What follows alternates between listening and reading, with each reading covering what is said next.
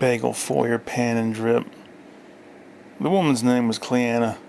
Her job at the bagel shop was to powder the shaping trays with flour and rinse them off after the uncooked bagels had been removed for placement in the oven.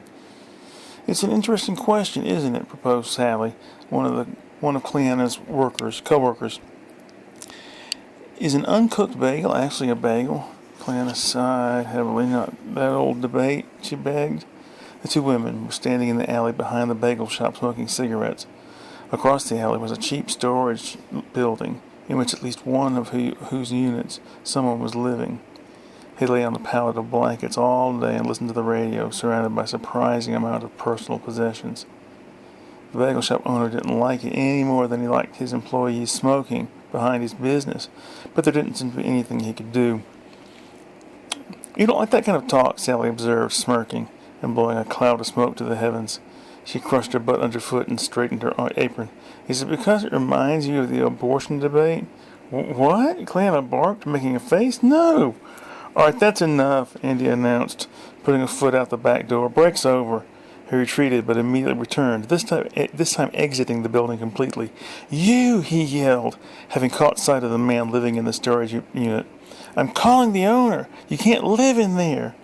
The man ignored him, shut the door of his unit, padlocked it, and walked around the corner. "Jesus, Andy," Cleanna interjected, retying her apron and straightening her funny little triangular bandana hat thing. "What do you care?" Oh, that's from part 3 of this book I've been working on for over a year.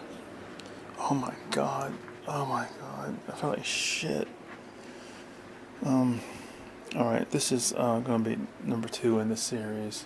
I don't know how much more that we can get done like this.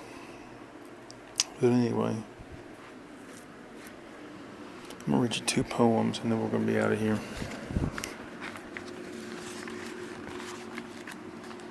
Okay.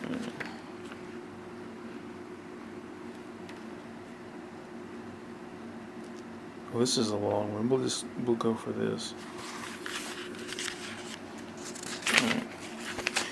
Okay. Hesitated in the 18th century for what we now feel to be Tomi's greatest triumph, yet singular for all that the 19th century could not supply.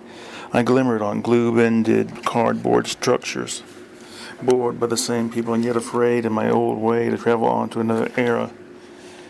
If I could only hold in my hand or pocket an encapsulation pleasant.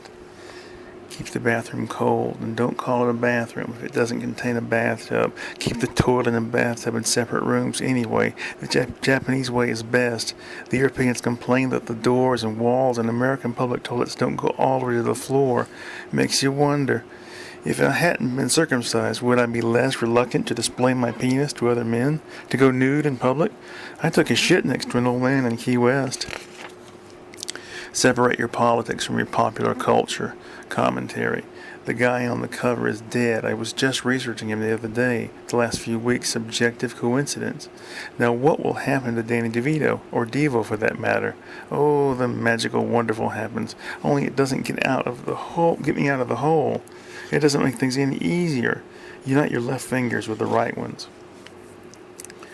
Printed old man. I guess this is just on and on. Alright, this is the last one for this episode. Margarine at World's End. I've got you. I've got you now. I've got you at last. No such thing, but yet here I am without internet access and yet wondering how did people 50 years ago deal with it? Those little rooms, those charming illustrations. It's like wondering how one does without pot. We called everything butter in those days. Alright everybody, I think this is going to be a good series going forward. Till next time.